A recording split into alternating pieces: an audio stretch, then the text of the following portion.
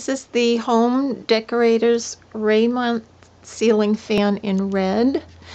The blades are also reversible to black.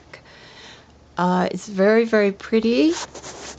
The fan motor is very durable, heavy duty, made very well. The fan blades are very lightweight. They're snap-in, like they have a triple springy little buttons that are snap-in, so that was different for me. The directions are really easy to put together.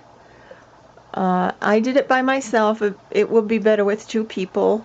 I'm gonna put the light on for you now and turn the fan on. This is at high speed, which is pretty high and gives a really good breeze. As you can see, it's very, very quiet.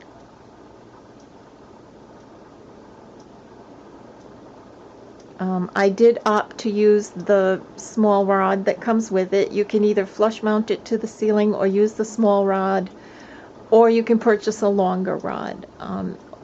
It's a beautiful, good looking fan. Pretty easy installation, and I would definitely recommend it.